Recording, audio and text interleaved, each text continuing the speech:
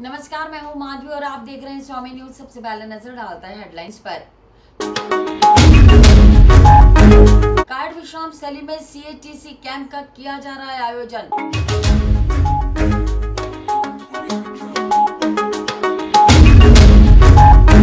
पुष्कर में युवक 9 किलो 50 ग्राम गांजे के साथ गिरफ्तार।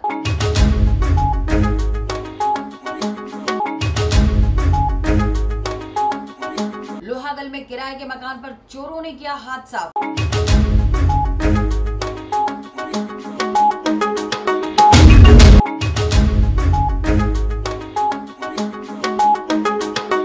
पुष्कर में विश्व पर्यटन दिवस पर आयोजित हुए कई कार्यक्रम।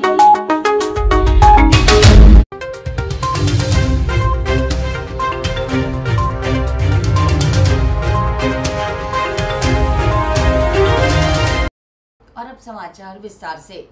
अजमेर के कार्ड विश्राम स्थली में NCC के कंबाइंड एनुअल ट्रेनिंग कैंप का आयोजन किया जा रहा है। इस कैंप का आयोजन 3 सितंबर से 30 सितंबर तक किया जाएगा। इस कैंप में कैडेट्स राजस्थान के अलग अलग जिलों से भाग लेने अजमेर आए हैं।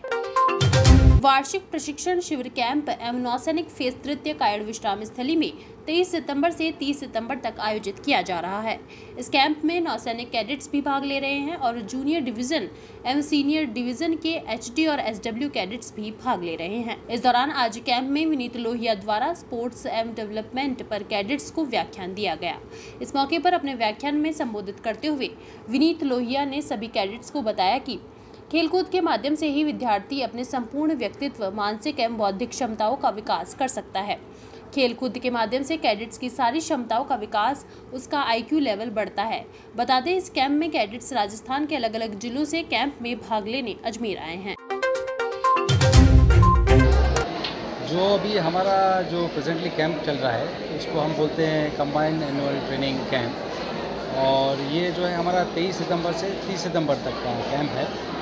और इसकी एक ख़ास बात और है कि ये हम इसके साथ में प्री NSC फेज़ 3, जो बेसिकली क्या है, ऑल इंडिया नौसैनिक कैंप जो कि विशाखापट्टनम में होगा, उसके लिए हम एक राजस्थान डायरेक्टरेट की टीम तैयार कर रहे हैं और उस टीम की तैयारी जो है हम इस कैंप के दौरान कर रहे हैं। तो हमारे पास जो है पूरे राजस्थान के कैडेट्स हैं जिनकी हम तैयारी करा रहे हैं नौसैनिक कैंप की, और हमारे पास हमारे 2 राज नेवल NCC यूनिट के जो कैडेट्स हैं जो कंबाइंड एनुअल ट्रेनिंग कैंप के लिए आए हुए हैं, इन सब की ट्रेनिंग चल रही है।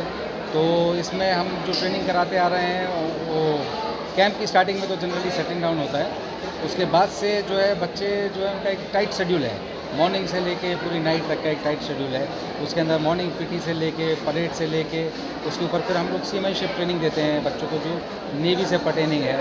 उसके बाद हम इनको कुछ सर्विस सब्जेक्ट की पढ़ाई कराते हैं जो नेवी से पर्टेनिंग होते हैं। उसके बाद इनको स्पोर्ट्स होता है और स्पोर्ट्स में तरह तरह के इवेंट्स होते हैं, और स्पोर्ट्स के बाद इनके कुछ लेक्चर्स भी होते हैं, जो बाहर के हमारे पास गेस्ट आते हैं उनके लेक्चर्स भी होते हैं। एंड उसके बाद जो है रात को ये लोग कल्चरल प्रोग्राम करते हैं, और उसके बाद जो है हम नॉर्मली नेवी के अंदर पाइप डाउन बोलते हैं, तो ये पाइप डाउन हो जाता है, इसको जाते हैं और नेक्स्ट डे फिर से एक्टिविटी शुरू हो जाती है। और बच्चे जो हैं वो सभी बड़े और छोटे, जैसे स्कूल जो हैं बड़े इन द सेंस बड़े जिनमें स्ट्रेंथ ज़्यादा है और छोटे जहाँ पे स्ट्रेंथ कम है, उन तरह सभी तमाम तरह के स्कूलों के बच्चे हमारे पास आए हुए हैं। छोटे गाँव के भी हैं, बड़े शहरों के भी हैं, और जो ये बच्चे बहुत इन्जॉय कर रहे हैं and it is very very inspiring and I am feeling very very proud. And दूसरा, हमने इस कैंप के अंदर में जो है एक इनको उद्घोष दिया है, वो है फिट एंड हैप्पी। आप कैंप में आए हैं तो आप फिट और हैप्पी बन के जाइए। फॉर श्योर कैंप में आके हमें बहुत अच्छी फीलिंग आ रही है, जिससे कि हमें काफ़ी सारा हार्डवर्क किया है पूरी टीम ने मिलकर। जैसे कि NSC हमारी पूरी टीम जा रही है तो हमारा काफ़ी सारा हार्डवर्क है। उससे ज़्यादा हमारे PI स्टाफ, हमारे CO सर, हमारे जितने भी इंस्ट्रक्टर्स हैं उनका काफ़ी सारा हार्डवर्क है हम पे, और इस वजह से हमें काफ़ी खुशी मिल रही है कि हम एक स्टेज अचीव कर रहे हैं हमारी लाइफ के अंदर, एक माइलस्टोन हम इसे कह सकते हैं। और दूसरा, अगर हम शिप मॉडलिंग की बात करें, मॉडल्स के बारे में, तो हमारे पास एक प्रॉपर टीम है और हमने काफ़ी कुछ अचीव किया है शिप मॉडलिंग के बल पे। आप ये सब मॉडल्स जो यहाँ पर हैं काफ़ी मेहनत से बने हैं, तो हमें काफ़ी अच्छा लग रहा है। हमारे दवे सर हैं जो हमारे इंस्ट्रक्टर हैं, उनके लिए भी हम काफ़ी प्राउड हैं कि आज उनकी वजह से ही हम इतने सारे मॉडल्स प्रिपेयर कर पा रहे हैं। सर, कैंप में आके बहुत अच्छा लग रहा है। बहुत सारे फेजेज़ हैं इसमें, 3 फेजेज़ हैं नौसैनिक के, और उसके बाद नौसैनिक कैंप होता है। तो सारे कैंप्स बहुत अच्छे जा रहे हैं और बहुत अच्छा लग रहा है कैंप्स में। और हम लोग ने बहुत सारी प्रैक्टिस की है, बहुत इवेंट्स है इसके अंदर, जैसे शिप मॉडलिंग है, फायरिंग है, बोट पुलिंग है, सीमाफोर है। और शिप मॉडलिंग के अंदर ये मॉडल बनाया है हमारे कैडेट्स ने, ये शिप का मिनिएचर है, ये बालसा वुड से बना है और हमें वहाँ पे 48 आवर्स में इसे तैयार करना होता है। कंपटीशन होता है शिप मॉडलिंग का, तो इससे हम एक मिनिएचर जैसे बनाते हैं तो उससे हमें पता चलता है कि शिप ओरिजिनल शिप कैसी दिखती है। तो ये हमें मिनिएचर 48 आवर्स में कंप्लीट करके इसको चलाना होता है और टारगेट होते हैं उस पर हिट करते हैं और उस हिसाब से पॉइंट्स मिलते हैं। हम इस नौसैनिक कैंप का पार्ट हैं वनराज, टूराज, थ्रीराज, उदयपुर, अजमेर और जयपुर। हम पिछले 1.5-2 महीने से इस कैंप के लिए तैयारी कर रहे हैं। ये हमारी लास्ट स्टेज है। अगले 2 दिन के बाद हम विशाखापट्टनम के लिए निकलेंगे। अभी हम टोटल 11 इवेंट्स होते हैं हमारे नौसैनिक कैंप में, उसके लिए हम सब प्रिपेयर कर रहे हैं, जिसके अंदर मैं बोट पुलिंग और सर्विस ऑब्जेक्ट, सीमाफो, हर कैडेट 2, 3, 4 इवेंट्स कर रहा है। हम सब बहुत टाइम से तैयारी कर रहे हैं इस इवेंट के लिए। नेशनल कैंप है और हम चाहते हैं हम राजस्थान डायरेक्टरेट को रिप्रेजेंट कर रहे हैं और पूरे ऑल इंडिया लेवल पर अच्छी रैंक लाएं।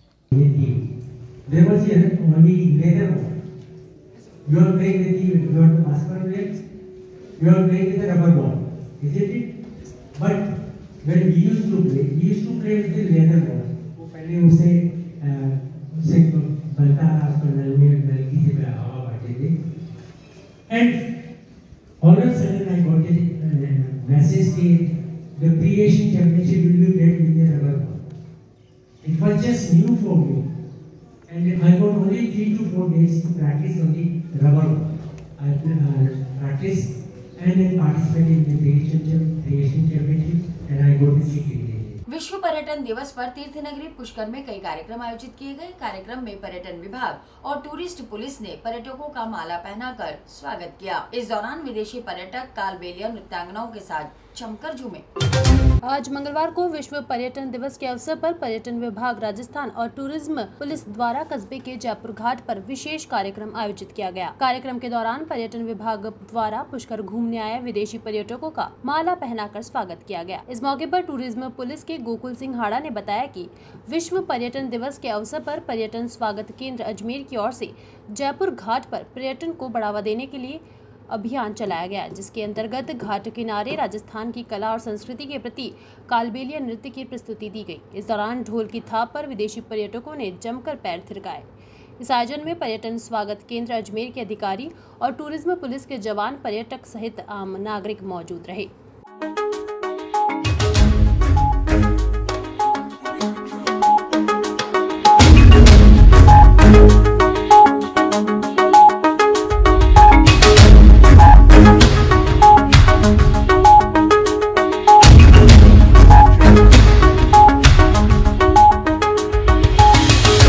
अंतर्राष्ट्रीय पुष्कर मेले के आयोजन से पूर्व अवैध मादक पदार्थ के काले कारोबार पर शिकंजा कसने के लिए पुष्कर पुलिस सक्रिय हो चुकी है।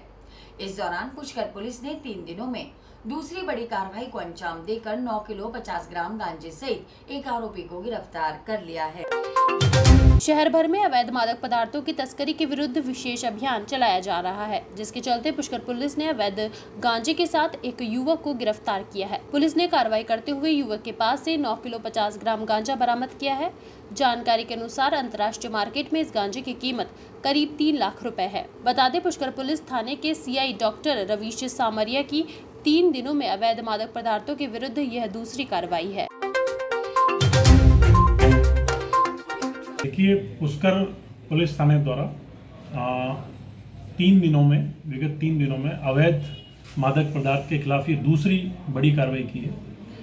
रात में हमने इस कार्रवाई को अंजाम देते हुए लगभग 9 किलो 50 ग्राम गांजा बरामद किया है और इस गांजे की अनुमानित कीमत लगभग 3 लाख रुपए है।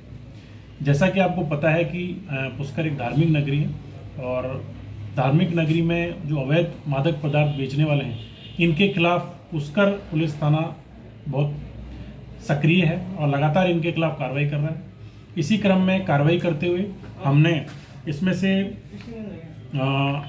आरोपी है विजय सिंह पुत्र वीर सिंह, जाति पूजक गुजराती, जो सारंगपुर गुजरात का रहने वाला है और अभी पुष्कर निवासी है, जो संन्यास आश्रम के पास रहता है। उसको हमने गिरफ्तार किया और उसके कब्जे से 9 किलो 50 ग्राम गांजा बरामद किया, जिसके बारे में अग्रिम अनुसंधान गेगल एसएचओ द्वारा किया जा रहा है कि उसके रूट्स कहाँ से थे और कहाँ से वो लाता था। देखिए, ये छोटी छोटी पुड़िया बना करके कस्बे के अंदर जो भी इसके ग्राहक हैं उनको ये ले जाके देता है और उनसे नशा करवाता है। इससे पूरे कस्बे का माहौल खराब हो रखा है। क्योंकि आगामी दिनों में पुष्कर फेयर भी शुरू होने वाला है। इस क्रम को देखते हुए पुष्कर पुलिस थाना टीम बहुत सक्रिय है और ऐसे लोगों के खिलाफ लगातार कार्रवाई जारी रहेगी। देखिए, ये पिसांगन एसएचओ द्वारा इसका अनुसंधान किया गया था और उसका भी अनुसंधान चल रहा है। जल्दी आपको अपडेट्स दें। शुद्ध मंथन द्वारा आज करियर ओरिएंटेड लोगों के लिए वीआईपी करियर असेसमेंट पोर्टल का शुभारंभ किया गया, जिसमें उन्होंने दावा किया है कि इस प्रकार का करियर टेस्टिंग प्लेटफॉर्म हमारे देश सहित पूरे विश्व में कहीं उपलब्ध नहीं है, जिसे 6 सालों के अध्ययन के बाद डिजाइन किया गया है। मंथन द्वारा आज करियर ओरिएंटेड लोगों के लिए वीआईपी करियर असेसमेंट पोर्टल का शुभारंभ किया गया। बता दें, मंथन की संस्थापक डॉक्टर जया अगनानी व उनकी टीम द्वारा यह अनूठा करियर टेस्टिंग पोर्टल तैयार किया गया है, जिसमें ये दावा किया है कि इस प्रकार का करियर टेस्टिंग प्लेटफॉर्म हमारे देश सहित पूरे विश्व में कहीं उपलब्ध नहीं है। 6 सालों के अध्ययन के बाद यह असेसमेंट पोर्टल डिजाइन किया गया है, जिसमें टेस्ट के जरिए अभ्यर्थी बेस्ट करियर का चुनाव कर सकेंगे। यह टेस्ट पोर्टल 30 सितंबर से टेस्ट लेने के लिए भारत में खोल दिया जाएगा।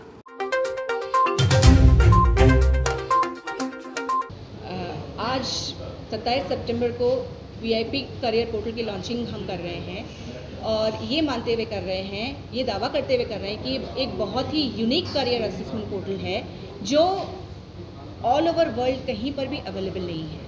करियर टेस्टिंग के कुछ पैरामीटर्स होते हैं जिस पर बच्चे को एक प्रॉपर करियर सॉल्यूशन दिया जाता है। उनको जो एडजस्टमेंट्स दिया जाता है वो कुछ पैरामीटर्स, जो साइकोमेट्रिक्स पैरामीटर्स मैंने आपको बताए, उस बेस पर दिया जाता है। अभी कई सारे साइकोमेट्रिक टेस्टिंग टूल्स और प्लेयर्स मार्केट में अवेलेबल हैं जो अलग अलग नंबर ऑफ पैरामीटर्स पे ये जजमेंट करते हैं। लेकिन अच्छा, ये जो जजमेंट होता है ये करीबन जो मैक्सिमम पैरामीटर्स अभी लिए गए हैं उसमें 60 to 65। अब हमने वही टेस्ट पूरी वैलिडिटी के साथ 108 पैरामीटर्स के साथ में लिया है। इसके अलावा हमने बच्चे का पूरा ब्रेन पावर भी लिया है। हमारा ब्रेन अलग अलग लोब्स में डिवाइडेड होता है और अलग अलग लोब्स न्यूरॉन्स के साथ जुड़े हुए होते हैं। वो न्यूरॉन्स हमें साइकोलॉजिकल ट्रिगर्स देते हैं जिसके थ्रू हमारा बिहेवियर और पर्सनैलिटी बनती है। तो हमारा जो बिहेवियर है उसको मिला करके, और हम जब पैदा होते हैं तो एक यूनिवर्सल पावर, एक लक पावर लेकर के पैदा होते हैं, उसको भी साथ में मिला करके, और जो साइकोमेट्रिक्स पावर जो बाकी सारे प्लेयर्स मार्केट में हैं जो दे रहे हैं, उस पर भी हमने मैक्सिमम पैरामीटर्स लेकर के ये एक ऐसा टेस्ट डिज़ाइन किया है जो बच्चों को 90% बच्चों को और इवन कॉलेज लेवल स्टूडेंट्स को, यानी 8th, 9th, 10th को करियर सिलेक्शन और स्ट्रीम सिलेक्शन की फॉर्म में दिया जाएगा, और 11th एंड कॉलेज लेवल के स्टूडेंट्स को ये इंडस्ट्री फिटनेस के फॉर्म में दिया जाएगा। और हम लोगों को बहुत सारे पैरामीटर्स के बेस पे दिया जाएगा। जैसे जनरली जो वर्किंग प्रोफेशनल्स होते हैं उनकी प्रॉब्लम मेनली होती है कि वो गवर्नमेंट जॉब करें, वो प्राइवेट जॉब करें, वो फैमिली बिजनेस में जाएं, वो खुद का स्टार्टअप करें, या फिर वो प्राइवेट प्रैक्टिस करें, या फिर वो पॉलिटिक्स में जाएं। तो उनको उसका सॉल्यूशन दे करके उनको एक करियर गाइडेंस दी जाए। तो ये सॉल्यूशन जो है इन सारे पैरामीटर्स के बेस पर जज होता है, और इन तीनों कैटेगरीज के लिए मैंने आपको बताया किस तरह से ये पैरामीटर्स मिलाए जाते हैं और जजमेंट दिया जाता है। तो इस वजह से जो पैरामीटर्स हमने लिए हैं उसकी वजह से हम ये पूरा ये 100% एक्यूरेसी के साथ मानते हैं कि ये जो टेस्ट बच्चा लेता है वो उसको बहुत अच्छे से करियर गाइडेंस दे सकता है। उसके लिए शहर में लोहागल झाड़ू फैक्ट्री के पास स्थित एक मकान में चोरों ने अपना हाथ साफ कर दिया। जानकारी के अनुसार परिवारजन किराए के मकान में रह रहे थे, जहां चोरों ने डाका डाल नकदी और जेवरात लेकर फरार हो गए। शहर में लोहागल झाड़ू फैक्ट्री के पास स्थित एक मकान में चोरों ने अपना हाथ साफ कर लिया।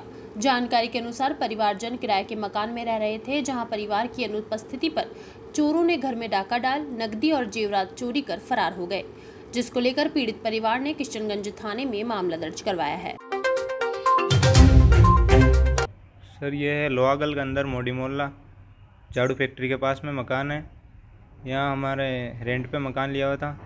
तो रविवार के दिन हम लोग गांव चले गए थे, किसी का तबीयत ख़राब हो गई थी मामा जी की लड़के की। तो पीछे से हम दूसरे दिन जब आए तो यहाँ सब बिखरा हुआ पड़ा हुआ था, ताले टूटे हुए थे। जब हम आए तो मेन गेट का ताला लगा हुआ था, वो लोग कूद के आए होंगे, और अंदर ताला टूटा हुआ था, अलमारी का टूटा हुआ था, बक्से इधर से इधर बकरे हुए थे, और सोने के जो हमारे होते हैं वो जेवरात गले में पहनने के वो ले गए, और मेरे नानी के बक्से में 10-11 हज़ार रुपये कैश थे वो ले गए, और जो हमारे होते हैं भगवान सोने में बिठाए हुए 3 सोने में थे, 1 चांदी में था, वो सब ले गए। तो मकान तो रेंट पे ले रखा है हमने। यहाँ पे मेरे मामा जी हैं, उनका है सुरेश गुजर, उनकी शॉप है यहीं जाजू के सामने तन्नू आयुर्वेदिक के नाम से। अच्छा। तन्नू आयुर्वेदिक एजेंसी के नाम से नुकसान हो गया तकरीबन 50-60 हज़ार के। किशनगंज थाने में शिकायत दर्ज कराई है। शिकायत मामा जी ने दी है और मेरे बड़े भाई। रेलवे सिंधु सभा के तत्वावधान में आज कैरेज कारखाने के सामने स्थित दुर्गा माता और झूलेलाल मंदिर में सिंधु सभा के कार्यकर्ताओं द्वारा पूजा अर्चना की गई। इस दौरान सभी कार्यकर्ताओं द्वारा देग के प्रसाद का वितरण किया गया।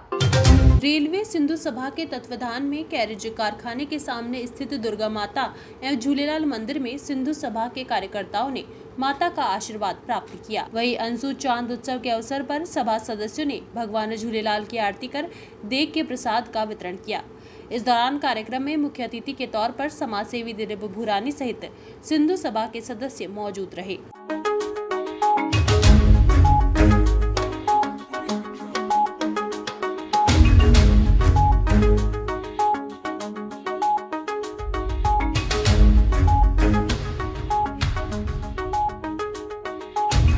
स्मार्ट सिटी अजमेर की बिगड़ती हुई दशा और आधारभूत सुविधाओं के अभाव से परेशान जनता की समस्याओं को आज आरएलपी डेलीगेशन ने कलेक्टर के सामने रखा। इस दौरान आरएलपी कार्यकर्ताओं ने भाजपा और कांग्रेस सरकार को आड़े हाथों लिया। स्मार्ट सिटी अजमेर की बिगड़ती हुई दशा, सड़क निर्माण की गुणवत्ता, अतिक्रमण, नालों, पानी सहित आधारभूत सुविधाओं के लिए जूझती जनता की समस्याओं को आज आरएलपी डेलीगेशन ने कलेक्टर के सामने रखा। इस दौरान आरएलपी कार्यकर्ताओं ने भाजपा और कांग्रेस सरकार को आड़े हाथों लिया और सरकार के अजिम्मेदाराना व्यवहार से जनता को हो रही परेशानियों के बारे में कलेक्टर को अवगत कराया।